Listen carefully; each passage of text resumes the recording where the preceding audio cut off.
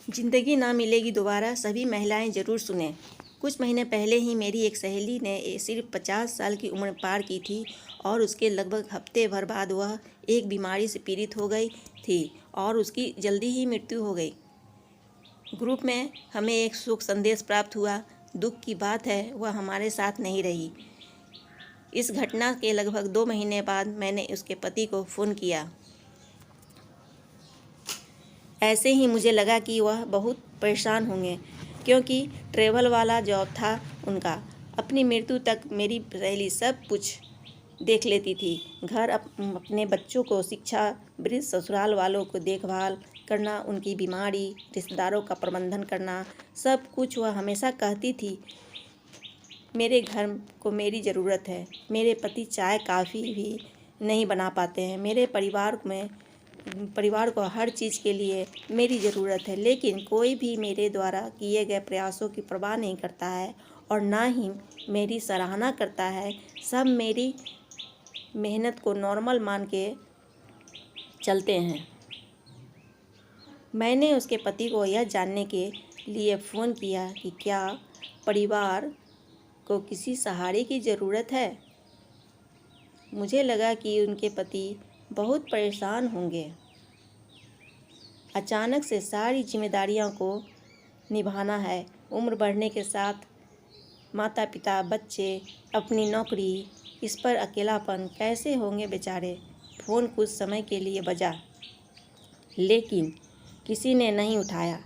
1 घंटे बाद उन्होंने वापस कॉल किया। उन्होंने माफ़ी मांगी कि वह मेरे कॉल का जवाब नहीं दे पाए, क्योंकि उन्हें क्लब में 1 घंटे के लिए टेनिस खेलना शुरू किया था और दोस्तों से मिलना वगैरह भी।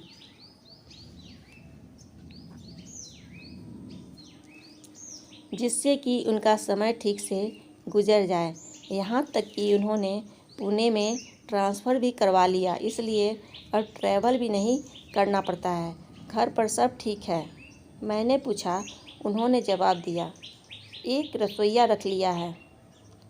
थोड़ा एक्स्ट्रा पेमेंट किया तो वह किराने का सामान और सब्जी, फल वगैरह भी ला देता है।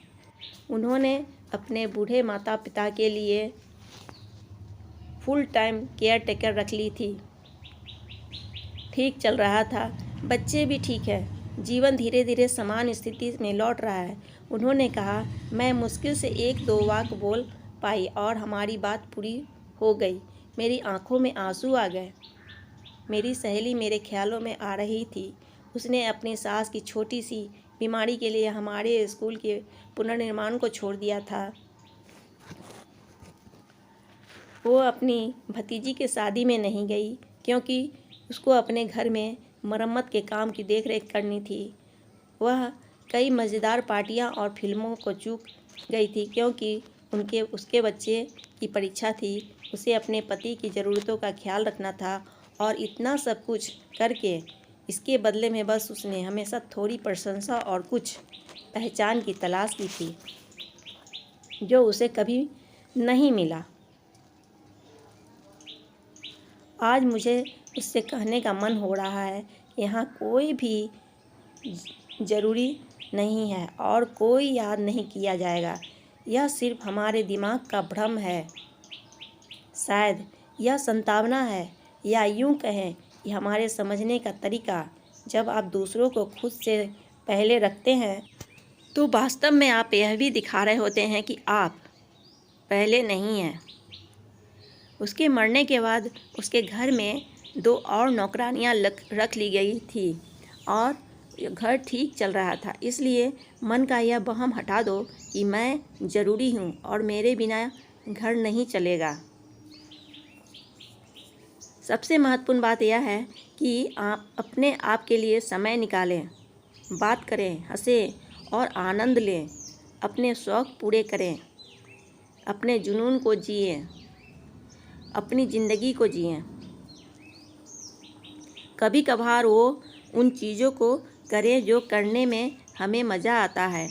दूसरों में अपनी खुशी मत देखो, तुम भी खुशियों के हकदार हो, क्योंकि अगर तुम खुश नहीं हो तो तुम दूसरों की खुश नहीं रख सकते हो। हर किसी को आपकी ज़रूरत है, लेकिन आपको भी अपनी देखभाल और प्यार की ज़रूरत है। ज़िंदगी ना मिलेगी दोबारा। हम सभी के पास जीने के लिए केवल एक ही जीवन है। ज़िंदगी बहुत खूबसूरत है। तो दोस्तों, आज की यह कहानी और यह संदेश आपको कैसा लगा? अगर अच्छा लगा तो हमें अपने दोस्तों के साथ में शेयर करें, वीडियो को लाइक करें और चैनल को सब्सक्राइब करना ना भूलें। Thanks for watching.